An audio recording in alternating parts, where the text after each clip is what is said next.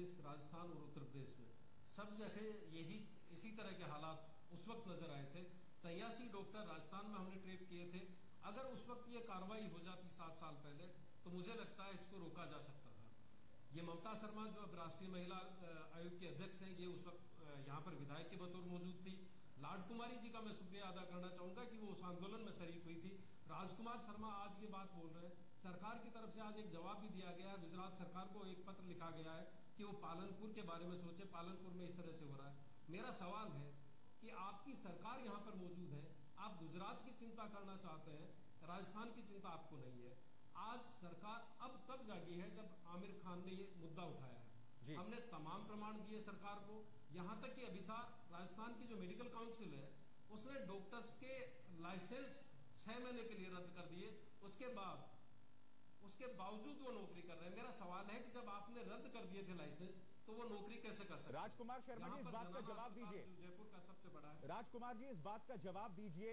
Licence रद्द कर दिए गए हैं, जाहिर सी बात है कहीं ना कहीं उन्हें बोलिए। मैं कह रहा हूं श्रीपाल सिंह जी हमारे काफी वरिष्ठ पत्रकार हैं। इन्होंने 7 साल पहले कोई ऑपरेशन किया था, लेकिन मैं आज के युग में, आज की तारीख में कहना चाहता हूं कि राजस्थान के अंदर क्रांतिकारी परिवर्तन आ चुका है। राजकुमार जी, आप फिर उसी बात को दोहरा रहे हैं। मेरा सवाल आपसे ये था, आप आंकड़ों की बात कर रहे हैं, क्या आप जानते हैं कि 0 से लेकर 6 साल के बीच जो बच्चियों की उम्र है उसमें सेक्स रेशियो 2009 की तुलना में और 2011 2 साल में ही 901 से 1000 से 883 में गिर गया है। तो ये तो हकीकत है हमारे सामने, आप इसे कैसे नजरअंदाज कर सकते हैं? नहीं, ये गलत आंकड़े आपके पास में अभी सर, ये गलत आंकड़े हैं। हमारे यहाँ पे 1000 पे 926 है। राजस्थान के जो आंकड़े हैं 926 का है। लेकिन मैं आंकड़ों पे नहीं जाना चाहता कि आमिर खान साहब ने आज सत्यमेव जयते के नाम से इस शो को उठाया तो सिर्फ आमिर खान जी के बोलने से कोई वो ठीक है, अभिनेता है, वो आए काम करने के लिए, उनका मैं स्वागत करता हूं। लेकिन राजस्थान सरकार इस बात के लिए दृढ़ संकल्पित है कि इस तरह का जघन्य अपराध कोई भी डॉक्टर करता है उसके खिलाफ हम लोग कार्रवाई करते हैं। जेल भी गए हैं। श्रीपाल सिंह जी जो बात कर रहे हैं जिन डॉक्टर्स के लाइसेंस रद्द करने की, तो मैं आपको कहना चाहता हूं कि हमने पकड़ा उनको, उसके बाद जेल गए, उसके बाद में कोर्ट में चला गया वो मामला। मीना, मैं आपसे जानना चाहता हूं, इस पूरे स्टिंग ऑपरेशन में आपने खुद एक किरदार निभाया था, कितना मुश्किल था उस वक्त और आप खुद कैसा महसूस कर रही थी मीना शर्मा? देखिए अभिषार, सबसे बड़ी बात जो राजकुमार जी यहाँ पर कह रहे हैं, उनकी गंभीरता का अंदाजा इस बात से लगाया जा सकता है कि उन्हें आंकड़ों की सही जानकारी तक नहीं है, जबकि वो राज्य के स्वास्थ्य राज्य मंत्री हैं। पहली बात। दूसरी बात, जिस किरदार की आप बात कर रहे हैं अभिषार, जब हम इस स्टिंग ऑपरेशन को करने के लिए निकले थे तो कभी नहीं सोचा था, कल्पना भी नहीं की थी कि इतने बड़े स्तर पे 140 डॉक्टरों को इसमें ट्रैप किया जाएगा। मकसद सिर्फ इतना सा था कि देश की एक वो बड़ी समस्या जिसे जानते तो सब हैं लेकिन मानता कोई नहीं है, मानने को कोई तैयार नहीं है। कानूनन अपराध है लेकिन सामाजिक तौर पर उसको स्वीकृति मिली हुई है। तो समाज का आईना, समाज को ही आधुनिक तरीके से दिखाने के लिए ही स्टिंग ऑपरेशन करने के लिए निकले थे। लेकिन जब पहली गर्भवती महिला जो 7वें महीने की गर्भावस्था में थी, उसको लेकर जब मैं मेडिकल कॉलेज की एसोसिएट प्रोफेसर, 50 साल उनकी उम्र थी, पहली डॉक्टर थी हमारी जयपुर की मेडिकल कॉलेज की एसोसिएट प्रोफेसर, उनके पास जब पहुंचे और 7वें महीने की गर्भावस्थी महिला जो मेरे साथ थी, उनको बताया कि हम सेक्स सेलेक्टिव एबॉर्शन करवाना चाहते हैं। इस महिला क्यों ये अबॉर्शन सिर्फ इसलिए करवाना चाहती है 7 साल पहले की बातें कर रहे हैं। और उसका जवाब जो एसोसिएट प्रोफेसर ने दिया था अभिसार, वो शर्मसार करने वाला था पूरी डॉक्टर बिरादरी को। डॉक्टर ने कहा, रूल्स फॉर द फूल्स, हम तीनों मिलकर एक मर्डर करेंगे और हम तीनों मिलकर मर्डर इसलिए करेंगे क्योंकि जरूरत है, आपकी जरूरत है कि आपको बेटा चाहिए, हमारी जरूरत है कि हमको पैसा चाहिए। चलिए तो दोनों समाज के वर्गों का, समाज का वो तबका राजकुमार जी, आप दुहाई 7 साल की दे रहे हैं जिसमें वो माँ खुद शामिल है। एक और अहम बात जो अरुणा रानी जी कह रही थी कि सास जो है वो बहुत बड़ा किरदार निभाती है, लेकिन मैं कहती हूँ सास से भी बड़ा किरदार वो बहू, वो माँ, वो खुद निभाती है, जो इस काम को करवाने के लिए डॉक्टर के पास जाती है। डॉक्टर से कहीं ज्यादा जिम्मेदार समाज का वो तबका है जो इस काम के लिए जाता है। मीना, मैं आपके पास फिर से आऊंगा। लाड कुमारी जैन हमारे साथ जुड़ चुकी हैं, जो कि स्टेट विमेन कमीशन की चेयरमैन है। मैं एक बार मीना जी ने जो बात कही है उसके बारे में कहना मैं आपके पास फिर आऊंगा राजकुमार जी। पिछले 7 साल की बात बार बार यहाँ राजकुमार शर्मा कर रहे हैं। लाड कुमार जी, मैं आपसे लाड कुमारी जी जानना चाहता हूं, क्या 7 साल बाद कोई तस्वीर बदली है जिसका दावा हेल्थ मिनिस्टर कर रहे हैं? नहीं, वो तस्वीर नहीं बदली। दुख की बात यही है, ये दुर्भाग्य है हमारा कि पिछले 4 दशक से 4 सेंसस में लगातार 0 to 6 की उम्र की बालिकाओं में लगातार गिरावट आ रही है। सब कुछ राजस्थान में हो रहा है, डेवलपमेंट हो रहा है, योजनाएं आ रही है, विकास हो रहा है, लेकिन जो काम उल्टा नीचे जा रहा है, गिरावट आ रही है, वो है घटता बाल लिंगानुपात। आज हमारे यहाँ 883 रह गई लड़कियां, 926 की जो बात कही वो सेक्स रेशियो हो सकता है, लेकिन बाल लिंगानुपात जिसको हम चाइल्ड सेक्स रेशियो कहते हैं, 1000 बालकों पे केवल 883 लड़कियां हैं। 117 लड़कियां नहीं है, इसको मल्टीप्लाई करें यदि पूरी पॉपुलेशन में तो कितनी लड़कियां हमारे यहाँ? हरियाणा की बात कर रहे हैं आप, हरियाणा की बात करें, हरियाणा के अंदर मैडम ये है, मैं आपको दावा करता हूँ, नहीं, मैं राजस्थान की बात कर रही हूँ। 926 का राजस्थान में नहीं हो मैडम। तो देखिए, हाँ, पता नहीं राजस्थान के पीछे आप हरियाणा की बात कर रहे हैं, आप अपने आप में सुधार कीजिए। हम लोग सारे स्टेट्स के बारे में बात करना चाहिए जहाँ ये प्रॉब्लम है। नहीं, प्लीज ऐसा जो भी नेशनल इशू। मैं दावे के साथ कहता हूँ सरकार कितनी गंभीर है। 926 नहीं, राजकुमार जी एक बात बताइए, एक जो मुद्दा यहाँ पर एक मुद्दा जो मीना शर्मा ने भी यहाँ पर उठाया था, बिल्कुल हम उस पे आएंगे, मगर सामाजिक तौर पर मान्यता, प्लीज जिस डॉक्टर का हम जिक्र कर रहे हैं वही डॉक्टर राजस्थान के सबसे बड़े अस्पताल जनाना अस्पताल की सुपरिटेंडेंट बना दी गई है। अच्छा, राजेश्वरी गुप्ता जो सबसे पहले पकड़ी गई थी, जिसका लाइसेंस रद्द किया गया था। मुझे समझ में नहीं आता कि वो सरकार उसकी नौकरी को कंटिन्यू कैसे कर सकती है। उसे सुपरिटेंडेंट बना दिया गया राजस्थान के सबसे बड़े अस्पताल को। श्रीपाल जी, राजस्थान की चर्चा हम जारी रखेंगे। डॉक्टर मीतू खुराना कुछ कहना चाहती हैं। श्रीपाल एक मिनट, श्रीपाल एक मिनट। सवाल ये कि जब आपकी डिसकंटिन्यू हो गई सर्विस तो फिर वो नौकरी कैसे कर सकते हैं? हम इसे बहुत स्थानीय नहीं बनाना चाहते मुद्दा को। डॉक्टर मीतू खुराना कुछ कहना चाहती हैं। डॉक्टर खुराना, आप कुछ कहना चाह रही हैं, बोलिए। सर, जब मैंने फर्स्ट टाइम कंप्लेंट की थी तो सारी अथॉरिटीज का एटीट्यूड था कि तो क्या हो गया, तुम्हारे हस्बैंड को बेटा चाहिए, सबको बेटा चाहिए होता है, बेटा दे दो। ये गवर्नमेंट अथॉरिटीज ने बोला है, ये पुलिस वालों ने बोला है, ये आज तक मेरे को सुनने को मिला है। अभी किसी ने बोला था कि औरतों की जिम्मेवारी है वो बाहर आए, माँ की जिम्मेवारी है वो बाहर आए, पर जब माँ बाहर आना चाहती है और गवर्नमेंट उसको वापस भेज देते है कि जाओ अपनी शादी बचाओ, अपने हस्बैंड के पास जाओ, तो वो बेचारी औरत क्या करेगी? यानी कि जिम्मेदारी ममता जी यहाँ पर कहीं कहीं औरत पर पड़ जाती है। इसलिए औरत को उनका हक पता होना चाहिए। That national commission for women है, मिनिस्ट्री है, सरकार है, वो आवाज उठाए, प्रोग्राम्स भी कर रहा है और आवाज भी उठा रहा है। पिछले दिनों में महाराष्ट्र में भीड़ गई थी, भीड़ की ये भारी समस्या है कि वहाँ सेक्स रेशो बहुत कम हो रहा है। जहाँ तक राजस्थान का सवाल है, मैं मानती हूँ सेक्स रेशो कम है, लेकिन राजस्थान का सबसे जो प्रताड़ित जिला था इससे, वो था श्रीगंगानगर, जहाँ काफी काम हुआ और सेक्स रेशो काफी बराबर भी आया है। तो सिर्फ एक स्टेट को टारगेट नहीं करके मैं समझती हूँ पूरे हिंदुस्तान की बात की जाए। ये समस्या सब जगह, ये समस्या कोई एक सिर्फ राजस्थान की नहीं है। और जहाँ तक ये कहा जा रहा है कि महिला का ही इसमें हाथ है, ये मैं यहाँ बिल्कुल गलत। बहू को कई जगह सब बातों को एडजस्ट करने के लिए वो बेचारी अपने आप को सरेंडर कर देती है कि अच्छा ठीक है, सबकी मर्जी है तो ठीक है, वरना कोई माँ ये नहीं चाहती कि जिस तकलीफों से मेरी बात सुनिए आप, मेरी बात सुनिए आप, जिन तकलीफों से लड़का पैदा होता है उन्हीं तकलीफ से लड़की भी पैदा होती है। लेकिन जिस विषय पे सामाजिक चेतना की जरूरत है, जिस विषय पे सामाजिक बदलाव की जरूरत है, वहाँ वो बदलाव नहीं करेगी, वहाँ वो बगावत भी नहीं करेगी, वहाँ वो बेचारी बनकर रहेगी, लाचार बनकर रहेगी। और ये कब तक चलेगा समाज में? और आप पुराने कहानी सुनाने से फायदा इसलिए कि लोगों को उसको याद करते हैं, मगर इशू है कि प्रोग्रेस के लिए हम लोग को क्या करना चाहिए। मेरे ख्याल से ये आमिर खान ने रेस किया, इसमें कोई असर पड़ने वाला है, क्योंकि हम लोग इसमें पता नहीं 25 सामाजिक तौर पर मान्यता है, जैसे कि क्योंकि दुख की बात है कि सामाजिक तौर पर इसकी मान्यता है। डॉक्टर खुराना, आप कुछ कहना चाह रही हैं? हम लोग सालों से इस पर काम कर रहे हैं। मैं यही कहना चाहती हूँ कि जब मैं बाहर आई हूँ तो मेरे को सपोर्ट आज तक गवर्नमेंट का या अथॉरिटीज का, किसी भी अथॉरिटी का नहीं मिला। खाली मेरे पेरेंट्स और कुछ हैंडफुल ऑफ लोगों की सपोर्ट की वजह से मैं यहाँ तक पहुँच पाई हूँ। एक अकेली औरत पूरी सोसाइटी के अगेंस्ट लड़ती है, जिसमें हर सोसाइटी का इंसान उसको कहता है कि अपनी शादी बचाओ, बेटा चाहिए हस्बैंड को दे दो। तो वो बेचारी औरत, कोई कह रहा है कि लाचार बन के कब तक रहेगी, जब एक घर के अगेंस्ट नहीं ये लड़ाई रह जाती, ये पूरे सिस्टम के अगेंस्ट लड़ाई हो जाती है। अथॉरिटीज में जो लोग बैठे हैं वो इस एक्ट को इम्प्लीमेंट नहीं करना चाहते, क्योंकि उनकी अपनी मेंटालिटी ये है कि हर एक इंसान को बेटा चाहिए। तो यहाँ पर स्पष्ट दिखाई देता है कि सिस्टम कमजोर, कानून कमजोर। बताइए कि सिस्टम कमजोर नहीं है, सिस्टम कमजोर, कानून कमजोर, और समाज कहीं ना कहीं इसे मान्यता देता दिखाई दे रहा है। कानून मजबूत है, इंसानियत में कोई प्रॉब्लम है कि हम लोग ऐसे कैसे सोच सकते हैं कि भगवान ने एक औरत और मर्द में ऐसे फर्क दिया है कि मर्द है तो चलो जिंदा रखेंगे और लड़की है तो चलो कूड़ा में फेंक देंगे या सीढ़ी से फेंक देंगे या जो भी करते हैं, काटते हैं, जलाते हैं। ये क्या हुआ, क्या है?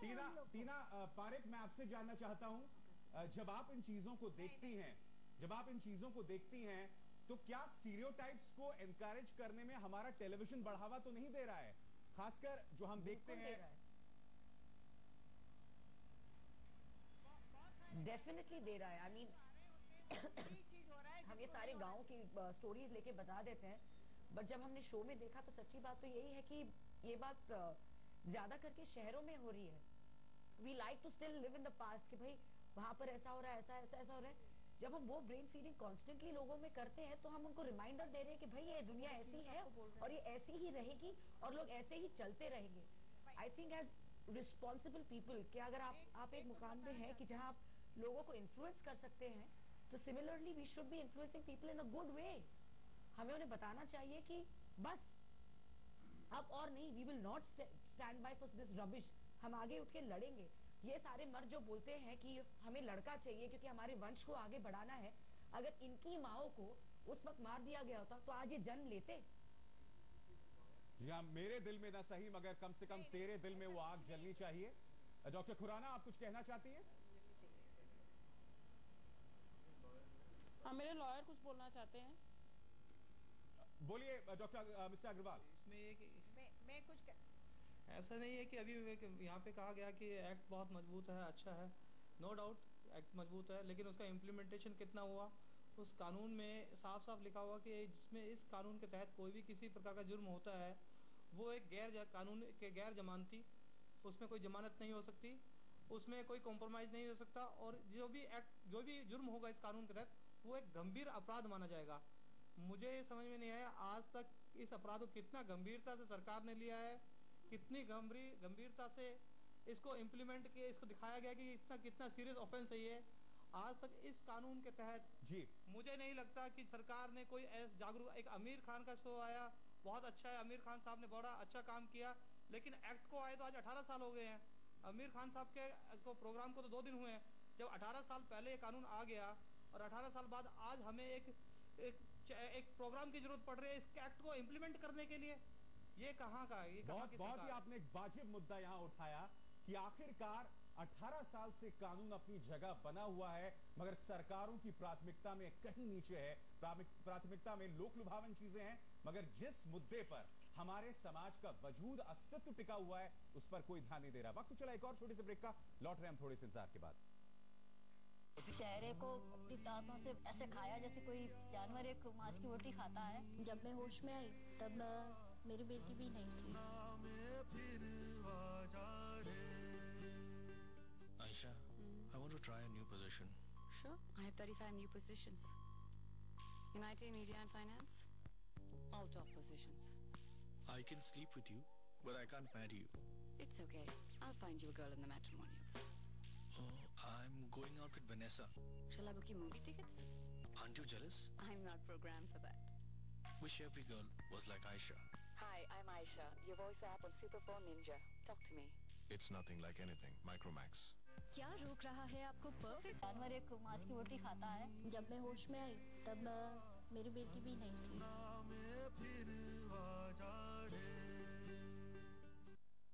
इतनी बड़ी विडंबना है कि हम उसी माँ दुर्गा, काली माँ के सामने सिर झुकाते हैं, बेटे की मुराद करते हैं, ये भूल जाते हैं कि उस ईश्वर के सामने एक लड़के लड़की का क्या फर्क। क्योंकि आखिरकार जब आप गोद में उस बच्चे को या बच्ची को उठाते हैं, वो इतना खूबसूरत लम्हा होता है, एक जादुई लम्हा होता है। उस ईश्वर की नजर में या हमारी नजर में वो फर्क क्यों होना चाहिए? तमाम खास मेहमान हमारे साथ बने हुए हैं। सबसे पहले ममता जी मैं आपसे जानना चाहता हूं, क्या हश्र होना चाहिए ऐसे लोगों का, उन खलनायकों का, उन गुनहगारों का जिनके बारे में हम लगातार चर्चा कर रहे हैं? देखिए, मैंने मेरी बात पहले भी कही है कि इनको कड़ी सजा मिलनी चाहिए। और अभी जो श्रीपाल जी कह रहे हैं कि वो सुपरिंटेंडेंट है इस वक्त, तो सरकार को चाहिए कि उनको उस पद से हटाएं। अगर सबसे पहले का जो स्टिंग ऑपरेशन था उसमें वो पकड़ी गई हैं, तो उनको इस तरह की पोस्ट देना, इसका मतलब ये कि हम इसको हौसला अफजाई कर रहे हैं बनिस्बत इसके कि उनको कुछ उनको डिमोरलाइज किया जाए ताकि दूसरे डॉक्टर्स भी ये काम छोड़ें। मैं तो पहले भी कह चुकी हूँ कि इसमें जो कानून बने हैं उसका इम्प्लीमेंटेशन होना बहुत ज्यादा जरूरी है। और अभी आपने देवी और दुर्गा की बात की है। हमारे देश की संस्कृति जो है, मनु ने कहा कि महिलाओं की पूजा होनी चाहिए, तो वो पूजा कोई माला और चावल से नहीं थी। वो पूजा ये थी कि महिलाओं का सम्मान होना चाहिए, महिलाओं की इज्जत होनी चाहिए। और आज हम जिस तरह से कन्या भ्रूण हत्या का ये नजारा देख रहे हैं, मैं समझती हूँ सरकारें काम कर रही हैं, लेकिन चूंकि आमिर खान एक सेलिब्रिटी हैं, तो इसको अच्छे से टेकअप किया गया है। मैं समझती हूँ वैसे मीडिया इसको हमेशा टेकअप करता रहा है जब जब केसेस आए, मैं मीडिया की भी थैंकफुल हूँ। लेकिन अब इस इशू को ना छोड़ के लगातार इस पे अगर कार्यक्रम हो तो मैं समझती हूँ कहीं। और सबसे बड़ी बात यह है कि हम महिलाओं के लिए कह रहे हैं, लेकिन पुरुषों को भी अपनी मानसिकता बदलनी ही पड़ेगी। मगर उस सिस्टम को कारगर बनाने के लिए सरकार को भी सक्रिय रहना होगा। हम सिर्फ राजस्थान की बात यहां राजकुमार शर्मा नहीं कर रहे हैं कि चूंकि आप एक स्टेट हेल्थ मिनिस्टर हैं और आप राजस्थान के स्टेट हेल्थ मिनिस्टर हैं, तो मैं आपसे जानना चाहता हूं, सरकार के स्तर पर कोताही होती है तभी ये तमाम आंकड़े सामने उभर कर आते हैं। क्या आप इस बात को स्वीकार नहीं करेंगे? देखिए, सरकार की तरफ से कोताही बिल्कुल भी नहीं होती। अफसर वगैरह कोताही करते हैं, उसके खिलाफ हम लोगों ने एक दंड की प्रक्रिया अपना रखी है। इस बार आपने देखा होगा कि बेटी बचाओ अभियान के अंदर माननीय मुख्यमंत्री जी ने, हम लोगों ने एक टास्क फोर्स का अलग से गठन किया है जो राजस्थान के अंदर सिर्फ इसी इश्यू पे काम करेगी। और जो कृष्णा पूनिया है, जो राजकुमार जी आप ये बताइए, आमिर खान ने हमने ब्रांड एम्बेसडर एक इंटरव्यू में कहा है कि वो फास्ट ट्रैक कोर्ट एक तरह से बनाए जाने चाहिए। क्या आप इस मांग का समर्थन करते हैं? देखो, जब से ये शिव आया उसके बाद हमारे मुख्यमंत्री जी ने हाथों हाथ इस बात को गंभीरता से और ज्यादा लिया। उन्होंने आमिर खान ने मिलने की जब इच्छा जताई तो वो निश्चित रूप से वो मिलने वाले हैं उनसे। और कोर्ट वाला जो मामला है जहाँ पे अलग अलग केसेज है, वो निश्चित रूप से एक जगह होनी चाहिए और वो हमने लॉ सेक्रेटरी के पास फाइल भेज रखी है। निश्चित रूप से ये बहुत ही संवेदनशील मुद्दा है। और अभिसार में, क्योंकि पहले जब मीना जी और लाड कुमारी जैन जी ने जो बात बोली, मैं कहना चाहता हूं कि मैंने जो लिंगानुपात ओवरऑल कहा था 2000 जो ये 0 से 6 के बच्चों का जो लिंगानुपात है, निश्चित रूप से वो सही कह रही हैं। लेकिन मैंने ओवरऑल राजस्थान का जो लिंगानुपात था 2001 की जनगणना से और 2011 की जनगणना में, उसमें लाड कुमारी जैन मैं आपसे जानना चाहता हूं, निश्चित रूप से घटी है, ये बात मैं कहना चाहता हूँ। लाड कुमारी जी, मैं आपसे यहाँ पर जानना चाहता हूँ, नहीं मैं आपसे जानना चाहता हूँ, त्वरित इंसाफ, फास्ट ट्रैक कोर्ट्स कितने कारगर साबित होंगे ऐसे मामलों में? देखिए, फास्ट ट्रैक कोर्ट साबित होंगे, लेकिन पहले तो स्टिंग ऑपरेशन हो, पकड़े जाए, एफआईआर दर्ज हो, चालान पेश हो, तब तो जाकर क्या होता है कि कमेटी रिपोर्ट देती है गवर्नमेंट के लेवल पे, डिपार्टमेंट के लेवल पे, कितना टाइम लेता है, फिर कब उनकी एफआईआर दर्ज होती है और कब चालान पेश होता है, तब जाकर के फास्ट ट्रैक कोर्ट का निर्णय आएगा। तो फास्ट ट्रैक कोर्ट में जाने से पहले का जो पूरा प्रोसेस है, जो सारा तंत्र है, उस तंत्र को कैसे सॉर्ट आउट करके और कैसे पुख्ता मजबूती के साथ ये कार्यक्रम हो। दूसरी बात मैं कहना चाहूंगी कि जो एमटीपी एक्ट है, पीसीपीएनडीटी एक्ट और पॉपुलेशन पॉलिसी, इन तीनों में जो गैप है, इन सारे गैप को और कंट्रोवर्सीज को रिमूव करना, दूर करना बहुत जरूरी है। क्योंकि एक जगह कुछ होता है, दूसरे में वो बच जाते हैं और इसमें कहीं पर भी इनके बीच की कंट्रोवर्सी को दूर करने का कार्यक्रम नहीं हो रहा है। चलिए, जहां इकोनॉमिक ग्रोथ बढ़ता है, बहुत छोटा सा रिएक्शन आपसे नफीसा जी। बाल शिशु मृत्यु जो है वो दर कम कर जाएगी। बहुत छोटा सा रिएक्शन बोलिए। देखिए जरूरी बात यह है कि इस वक्त मेरे हिसाब से सरकार, government of India and state governments औरत को शामिल करना चाहिए इन द पुलिस फोर्स, जो सिर्फ इसी पे ही सेव द गर्ल चाइल्ड जो आंदोलन है उनके साथ काम करे। देखिए, पहले काउंसलिंग करना चाहिए। कभी एकदम से एफआईआर तो लोग तो जेल में भर जाएंगे, क्योंकि मेजॉरिटी आपको पता है कि क्या होते हैं। इम्पोर्टेंट बात है लोगों को सेंसिटाइज इसलिए करना चाहिए कि जो गलत है वो गलत समझे, समझने के बाद उसका उनका ऊपर जो कार्रवाई होने वाला है वो भी समझे, तो एक औरत का हाथ मजबूत हो जाए, उनके अंदर कोई दुख है, दर्द है, प्रेशर हो रहा है, तो वो एकदम से चले जाए अपने महिला पुलिस फोर्स में और वो महसूस भी आपको अपने दिल के अंदर करना होगा। ये एक ऐसा विषय है जिस पर हम लगातार चर्चा कर सकते हैं, क्योंकि इसका सीधा ताल्लुक हमारे समाज के अस्तित्व से है। कन्या भ्रूण हत्या, जो लोग बेटे की कामना करते हैं वो ये भूल जाते हैं कि उस बेटे का भी अस्तित्व कुछ नहीं है अगर बेटी का वजूद ना रहा। वक्त तो चला एक ब्रेक का, मगर आज तक पर खबरों का सिलसिला लगातार जारी है। चेहरे को अपनी दांतों से ऐसे खाया जैसे कोई जानवर। मेरी बेटी भी नहीं थी।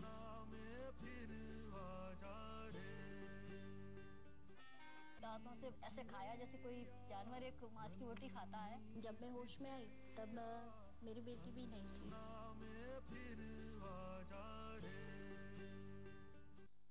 चलिए, आमिर खान के असर से ही सही, कम से कम इस गंभीर मुद्दे पर समाज तो कुछ करे।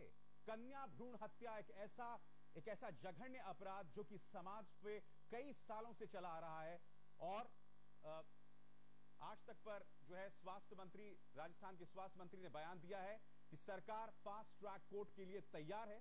हमारे साथ राजकुमार शर्मा लगातार बने हुए हैं, उन्होंने कहीं ना कहीं इसके लिए अपनी स्वीकृति बनाई है। मगर आइए शुरुआत करते हैं एक दर्दनाक दास्तान से। मुरैना की परवीन खान की कहानी सबसे खौफनाक है। बेटे की चाहत में इनकी पति ने उनके साथ क्या हुआ, वो देखकर आपकी रूह कांप जाएगी।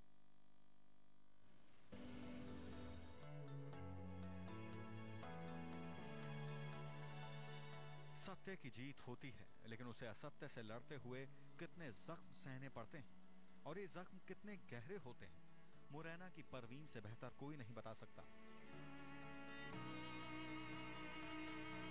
एक बेहद साधारण परिवार से ताल्लुक रखने वाली परवीन आमिर खान के सामने बैठी तो उसका साहस जैसे दुगना हो गया। हमें बताइए, आपकी किस साल में शादी हुई?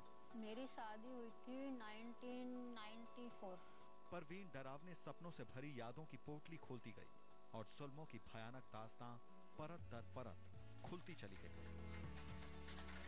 संडे का दिन था तो वो छुट्टी थी, घर में सो रही थी, एकदम आया, बच्चियों को 1-2 रुपए दिए उसने बाहर खेलने के लिए कि जाओ तुम लोग खींच वीच लेके आओ। सो रही थी तो रजाई के अंदर मेरा सारा शरीर था, सिर्फ चेहरा बाहर था। आया एकदम आके मेरे ऊपर हावी हुआ, यहाँ से उसने मुझे पकड़ लिया, बस चेहरे को अपनी दांतों से बहुत बुरी तरह से ऐसे खाया जैसे कोई जानवर एक मांस की रोटी खाता है। जब तक खाता रहा, जब तक कि मतलब मेरा चेहरा उसने पूरा खराब नहीं कर दिया। एक अदद बेटे की चाहत में परवीन का पति राक्षस बन गया और उसे बार बार बच्चा गिराने पर मजबूर करता रहा। फिर से उसने मेरा चेकअप करवाया, काफी मैंने मना किया, यहाँ तक कि बस चोटी पर, मेरे बाल तो अच्छे बड़े हैं ही, उस समय और भी अच्छे थे, तो बस बाल पकड़ के खचेड़ता हुआ लेके जाता था। गई, फिर से बेटी निकली, फिर उसने मेरा अबॉर्शन करा दिया। लेकिन आमिर के शो में आने के बाद जिंदगी जीने का परवीन का हौसला और बढ़ा। सिलाई करके अपनी 2 बच्चियों का भरण पोषण कर रही परवीन औरों को भी कह रही है, डरो मत, लड़ो। भागने से समस्या का हल नहीं है, समस्या का सामना करने से समस्या का हल होता है, इस तरह मैंने किया। जब मेरे साथ ये ट्रेजेडी हुई, उसने मेरे साथ इतना बुरा किया कि शायद ही दुनिया में किसी के साथ हुआ हो। मैंने इस सब के बावजूद भी हिम्मत नहीं हारी, हर मुसीबत का डट के सामना किया। आमिर का असर देखिए कि परवीन ने शो के दौरान ही अपने दुखों को पीकर किस ठसक के साथ क्या कमाल का संदेश दिया। जिंदगी हमें बहुत कुछ सिखाती है, जिंदगी हमें बहुत कुछ सिखाती है, कभी हंसाती है तो कभी रुलाती है, पर जो हर हाल में खुश रहते हैं जिंदगी उनके आगे सर झुकाती है। मुरैना से सर्वेश पुरोहित के साथ आज तक ब्यूरो। परवीन और डॉक्टर मीतू खुराना दर्द की एक डोर से बंधी हुई। हमारे साथ डॉक्टर मीतू खुराना है, जिनकी दास्तान आपने सुनी। डॉक्टर खुराना, मैं आपसे जानना चाहता हूं, परवीन ने एक बहुत ही नायाब बात कही कि सामना करो इस दर्द का। मैं जानता हूं कि आप सिस्टम से नाराज हैं, हताश भी हैं, मगर आपके साथ जो हुआ, क्या आप उन गुनहगारों को कटघरे में खड़ा करने का मादा रखती हैं? क्या आप उस मुहिम को आगे बढ़ाने के लिए तैयार हैं?